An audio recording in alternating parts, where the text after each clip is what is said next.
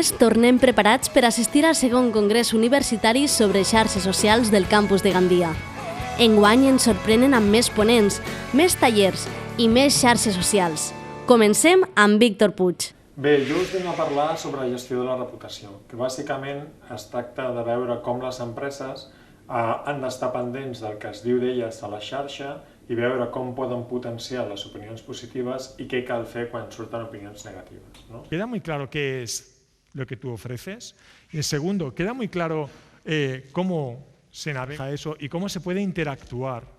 Desde el punto de vista de la gestión de la reputación, el hecho de que un usuario te pueda preguntar cosas es vital. ¿Por qué? Porque si no te las puede preguntar a ti, las va a preguntar en público. Si las pregunta en público, puede que la pregunta te guste o puede que no. Naturalmente tendemos a la ayuda, evolutivamente algo pasa, algo se hace mal en educación que nos volvemos bastante más egoístas. Sobretot a les facultats, a les universitats i tal, la capa digital de la reputació, perquè cada cop serà més important, cada cop anirem preparats una mica, al principi de la conferència deien, serem nosaltres, però també la nostra xarxa de coneixement que se'ns vagi ampliant i que ens vagi nodrint dia a dia.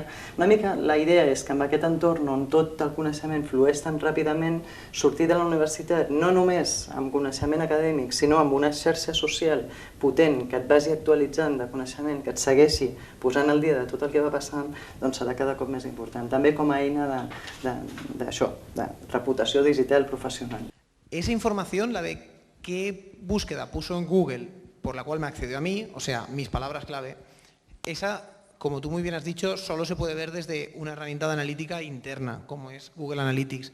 Yo no puedo saber esa información de otra página. Bueno, voy a confesarlo, yo no uso Facebook. La primera vez que me registré en Facebook no tenía ningún amigo. Entonces era un rollo, porque ¿qué hacía? Es una página vacía y hacía muchos años y la dejé de usar. Al año un amigo me dijo, mira qué juego me han pasado, y el juego requería que estuviera en Facebook. Entonces me empecé a enganchar. Pero entonces me apareció Twitter al tiempo y me identifico más con esa red social. Pues me aporta desde conversación con los amigos hasta un entorno profesional cerrado que yo elijo y que me aporta muchísimo valor. Desde enlaces a noticias, mantenerme al día, sigo a empresas con las que trabajo, sigo a empresas americanas que dan servicios nuevos, estoy al día, en fin, eso es lo que me aporta una red social. Es la nueva forma de sociabilidad que tenemos. Estar en redes sociales es saber crear tu red, tener valor porque tu red vale, porque tu red importa, tu red aporta cosas. Y ahí es donde está la clave del encuentro y es una de las cosas que quiero explicarles hoy a la gente. Esa no es una de las presentadoras del Congreso.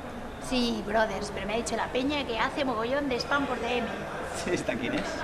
No sé cómo estaba aquí, pensaba que era colega tuya. Yo no la seguiría por Twitter, no me mola nada su flow. Oh yeah. Nunca había hecho una incursión así como presentadora, ¿no? Ha sido muy divertido, sobre todo copresentar. Solo hubiera sido otra cosa, pero al copresentar, mucha complicidad y ha sido muy divertido.